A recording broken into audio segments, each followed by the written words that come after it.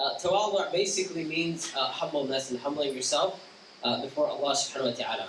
Now, tawadhu is actually one of the matters of the heart. There's a lot of misconceptions regarding tawadhu, and that is basically humbling yourself or being humble. People assume that humbleness is something which is on the physical appearance of a person, right? So they say, oh, if he wears like messed up, like shabby clothes, or if he dresses, just wears one thobe, he's been wearing it for the last 6 years, then he has tawadhu, right? He's humble, which is not the case at all. Tawadhu is a state of the heart, and is basically your relationship with Allah subhanahu wa ta'ala. And this is why, even if you look in our history, we have people in our history, for example, Imam Malik, for example, was known to wear very nice clothes, right? But we consider him one of the people who had the most tawadhu, the most humbleness. Imam Hassan al-Basri, for example, he used to be known to wear very nice clothes and to take care of high looks and all of that.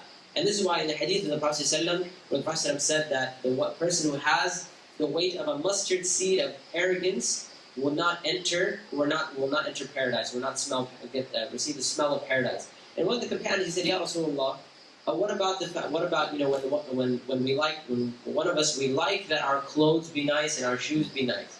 Then the Prophet ﷺ said that, he said, Inna Allah jamilun wa yuhibbul jamal, that Allah is beautiful and Allah likes beauty, right? And even we know Allah subhanahu wa ta'ala likes to see the effects of His ni'mah, of His blessings on the creation.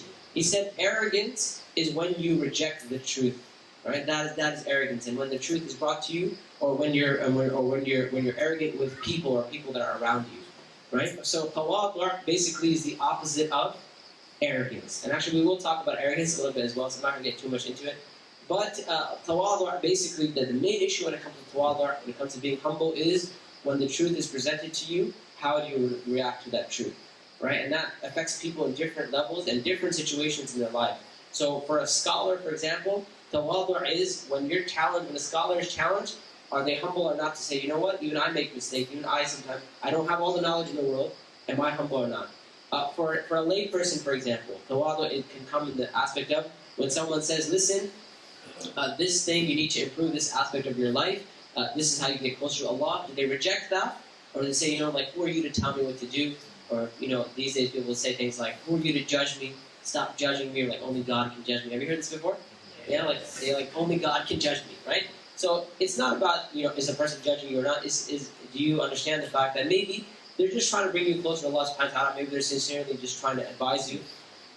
So that is in a nutshell what tawadhu is, that when you're presented with the truth, what do you give way to? Your own ego, your own self, or do you give way to the truth? And just quickly, I'll share one story of Imam Malik, who had a lot of tawadhu, a lot of humbleness, is that Imam Malik at his time, he was known, like people would say about Imam Malik, that there is no one as knowledgeable as him in the whole world.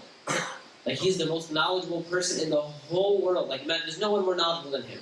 And yet, there are stories about Imam Malik that people would come to him, and there's a story where a man came to him, he asked him like 48 questions, around like close to 50 questions.